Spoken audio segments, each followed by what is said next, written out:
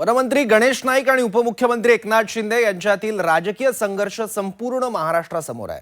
मंत्री झाल्यापासून आजपर्यंत गणेश नाईक हे एकनाथ शिंदेंवर टीका करण्याची एकही संधी सोडत नाहीये। नुकताच गणेश नाईक यांनी नवी मुंबईतील भूखंडांवर एकनाथ शिंदे यांच्या नगरविकास खात्यावर टीका केली होती। त्यानंतर शिंदेंच्या शिवसेनेचे नेते गणेश नाईकांवर तुटून पडले आहेत। आता तर गणेश नाईक यांना डिवचणारी बॅनरबाजी शिंदेंच्या शिवसेनेनं नवी मुंबईत केली आहे। पाहूयात।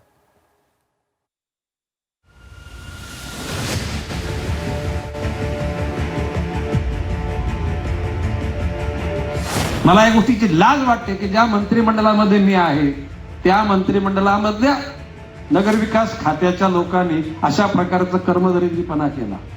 खासदार डॉक्टर श्रीकांत शिंदेला माजी करून टाकू, यांच्या घरामध्ये 2 मुलं आणि हे स्वतः माजी झालेली आहे। मीडियाच्या माध्यमातून चाललेलं भांडण आहे ना, तर एक दिवस या रस्त्यावरची लढाई होईल। एकनाथ शिंदेवर भाजपा काही शिलेदार तयार करताय त्यांना अडचणीत आणण्यासाठी।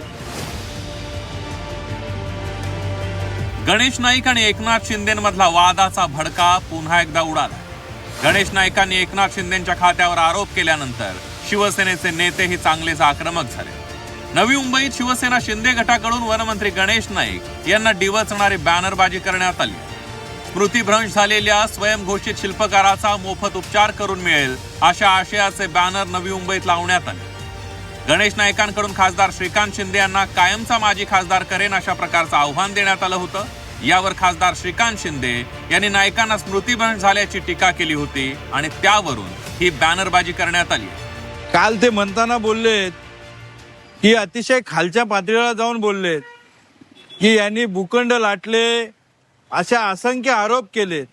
परंतु ज्यांनी या नवी मुंबईला पूर्ण लाटले, काल म्हणले की आम्ही त्यांच्या विरोधात बोललो नाही तर आमचं मंत्रिपद चाटायचं आहे का?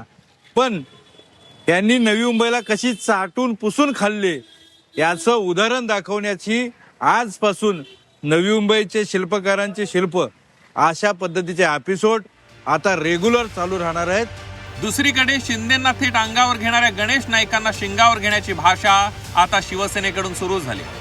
गणेश नाईकांनी आता आवरावं अन्यथा रस्त्यावरची लढाई होईल असा इशारा सामाजिक न्याय मंत्री संजय शिरसाट यांनी दिला। असे बेताल वक्तव्य करून दर वेळेला जर डिचवण्याचा प्रयत्न केला तर महायुतीमध्ये आहोत त्याचं भान आम्ही ठेवतोय, ते त्यांनी ठेवावं। नसतं मग एक दिवस असा येईलच। हे जे काही मीडियाच्या माध्यमातून चाललेलं भांडण आहे ना, तर एक दिवस या रस्त्यावरची लढाई होईल। मग याला जबाबदार कोण हा प्रश्न सुद्धा समोर उपस्थित होईल। म्हणून याच्यापासून थोडं सावध राहिलं पाहिजे। 2 दिवसांपूर्वी नगर विकास खात्याचे वाभाडे काढत गणेश नाईक यांनी एकनाथ शिंदे यांच्यावर टीका केली होती। गणेश नाईक यांनी उपमुख्यमंत्री एकनाथ शिंदेंवर केलेल्या टीकेला श्रीकांत शिंदेंनी ही सडेतोड उत्तर दिलं होतं। करता, बागे करता, एखाद्या शाळेकरता, रुग्णालयाकरता ते पण दिले गेले नाहीत। ते भूखंड बिल्डर लोकांच्या घशात त्यांच्या दलालांनी घातले। मला या गोष्टीची लाज वाटते की ज्या मंत्रिमंडळामध्ये मी आहे त्या मंत्रिमंडळामधल्या नगरविकास खात्याच्या लोकांनी अशा प्रकारचा कर्मदरिद्रीपणा केला। खासदार डॉक्टर श्रीकांत शिंदेला माजी करून टाकू, मला त्यांना या स्टेटमेंटवरती मागची आठवण करून द्यायची आहे, जी स्मृतिभ्रंशामुळे त्यांना आठवण येत नसेल।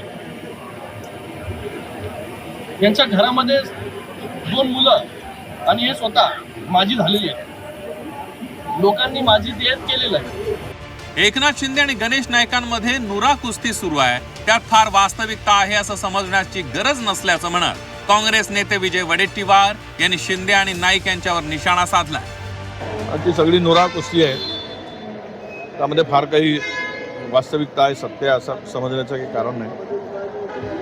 पण एकनाथ शिंदेवर भाजपा काही शिलेदार तयार करताय त्यांना अडचणीत आणण्यासाठी। हा एक त्यातून मला या सगळ्या घटनावरून मला दिसला। गणेश नाईक विरुद्ध एकनाथ शिंदे वाद आता शिगेला पोहोचला। सुरुवातीला राजकीय आरोप प्रत्यारोप झाले असले तरी आता वैयक्तिक टिप्पणीपर्यंत हा वाद येऊन ठेपलाय।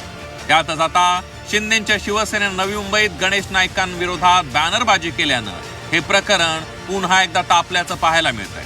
त्यामुळे महायुतीत असूनही दोन्ही मोठ्या नेत्यांमधला वाद सोडवणं निश्चितच वरिष्ठ नेत्यांसमोरचं आव्हान असणार आहे. मनश्री पाठकसह स्वाती नाईक, झी 24 तास, नवी मुंबई.